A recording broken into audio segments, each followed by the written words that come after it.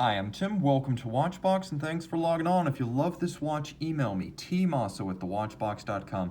Your purchase and pricing email question line for buying this or any watch you see here on our channel, our website, or our social media, tmosso at thewatchbox.com. Today, we're discussing a 2017 launch that was produced as a tribute to the Fratello Watch's Speedy Tuesday series of articles, 5 years of Speedy Tuesday, and it is a tribute to the Project Alaska 3 of 1978. And as you can see, 2012 examples have been made in honor of the year the Speedy Tuesday feature started. Now, the watch is fascinating in that it's not exactly a Project Alaska 3 replica, but it does include an awful lot of vintage and commemorative content. Let's talk about the basics. It's still a Moonwatch. 42 millimeters in stainless steel. The watch measures 14.6 millimeters thick, 48 millimeters from lug to lug with a 20 millimeter spacing between the lugs. It is a little bit tall because it features the traditional Hesalite or thermoplastic crystal. Throw it onto the wrist and you can see as I turn it down to the cuff shot, that little Omega logo just above the cannon pinion inside the plexiglass. So there's your cuff shot. You can see it's not so much the thickness of the watch as the cantilever outcropping of the bezel that'll cause it to hang up on the tightest of sleeves, but you should be okay for jackets. You can see the down the barrel shot gives me plenty of clearance. I could probably wear this watch on a wrist as small as 13.5 centimeters circumference, but certainly on 14 centimeters. There's your over the top shot, and we'll take a quick look at the vintage cut calfskin strap. You can see it's a sheer cut showing you the layers of leather. It is medium brown on the top with a contrasting binding stitch, and then it's black leather on the bottom. You'll also note this is a brand new Omega factory strap. It's never been crimped or gouged. And the Omega logo in vintage form is all over this watch. You can see it on the clasp. You could see it on the dial.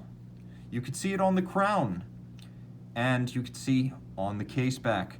Now, the timepiece is naturally a fascinating mixture of past and present, and we'll start outboard. The tachymeter here is the same anodized aluminum you'd traditionally find on an Omega Speedmaster Moonwatch, and of course you've got that Hesalite, and here you can really see that little Omega logo over the two hands.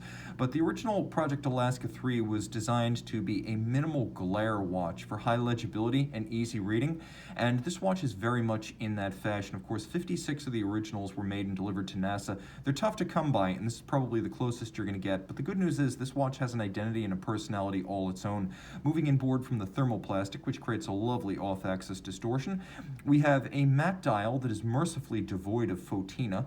We have an applique Omega logo, and then we have the vintage Speedmaster and Omega script. We also have radial counters, and the original would have featured black counters, but the same radially arrayed numerals, the idea being that this would be a little bit easier to read at a glance. You'll also appreciate that rather than the conventional white varnished hands that you see on a Speedmaster Moonwatch, these actually feature a lovely satin silver metallic, again to reduce glare. Flip the watch over, and here's additional commemorative content.